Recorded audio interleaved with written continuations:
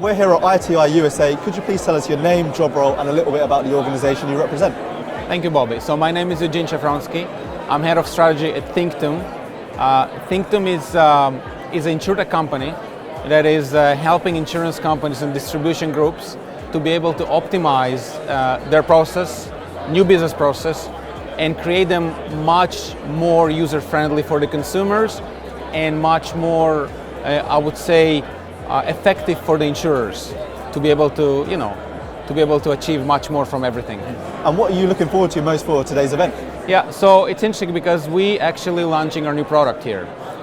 So right now, these days, we're launching our new platform called Liz, and this platform designed to do everything I mentioned to you, be able to help insurers and distributors to create a holistic approach. It's very modular, meaning they can pick and choose what they want, but the reality is to be able to create a product management platform with proper application platform with a very cool AI-driven no-code technology for the underwriting engine, and then the end process with electronic signatures and e-deliveries. You mentioned AI there. Is automation the answer to all the problems in insurance processing, or is there a limit to this? Well, I think it's not so much limit, but it's not necessarily an answer to all questions, because if we focus on automation alone, we're missing so many other items, and we need to think of how we can make the process better versus how we need to automate everything. So what we do, we try to marry automation to achieve personalization. And if you look at anything we do in life today, we really want to make sure that it's designed really for us. When you do something, when you buy something, when you go through the process, you want to feel it's really for you. You are the most unique and the only person. So what we want to make sure that really automation drives personalization and not other items that may be a little bit less important. Carrying on from that then, what technology is best to support that personalization? From our experience, and what we use is a no-code technology. And the reason being behind it, because no-code technology is really allows to optimize the resources or minimize resources from development, QA, and project management, which often to be very scarce resource within partners we're working with. But when you allow business experts, let's say underwriters in this case, if you allow them to use this technology to create whatever flow they want, to deploy, implement, and adjust instantly, they would be able to create much better process and continuously updating it versus keep on waiting for different parties that require knowledge but maybe expertise and they don't have it, allowing those people to do it much better. So no-code technology, and in other words, it's really a canvas, it's a graphic canvas and people can move boxes, connect them, create rules, and doesn't require any programming in that sense. And personalization is about how fast you update it. So you don't lose business, you manage the risk, you manage the risk, the business blockers, right? So this is the essence for insurance companies to be able to become more profitable. And it's also essence for the applicants to really have much more user-friendly process. Very interesting to hear that. I want to know, AI has been known to produce biases, and how do we mitigate this in the world of insurance?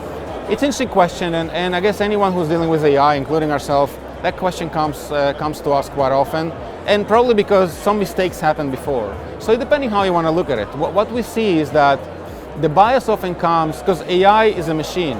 AI doesn't make decisions on its own. AI makes recommendations, but recommendation often based on what human taught the machine. And it comes sometimes because the teaching process was not sufficient and not everything was properly outlined and designed, or often it hasn't been tested properly. I don't believe companies, doesn't matter who they are, I never believe a company goes and intentionally trying to create a bias or create some ethical issues. It only happens because of mistakes. So it's how you avoid those mistakes, how you create enough testing, how you make sure that there's no segments that have been impacted in any way, shape, or form. So that's important. So as long as company understand and can scale it properly, they can avoid that bias because AI can be actually way more consistent, and AI can eliminate the mistakes that humans would typically do. So that's an advantage. That actually can avoid the ethical issues that one can face. Looking forward then, what do you think the next catalyst for innovation will be in the future of insurance? Will it be this automation and AI, or will it be something else? I'm going to surprise you, because most of us think that the technology is going to take over. And I'm going to say no, technology is not going to take it over. What technology is going to do is going to make us better, augmented people, augmented business people, augmented underwriters. Technology is going to make us deal with what we're better at. Because as human beings, our minds are brilliant, but we're getting tired too quickly because we deal with lots of routine items. AI will take over all the routine stuff. We can then have more time to be creative, to create really great things. And that's what I see happening in the future.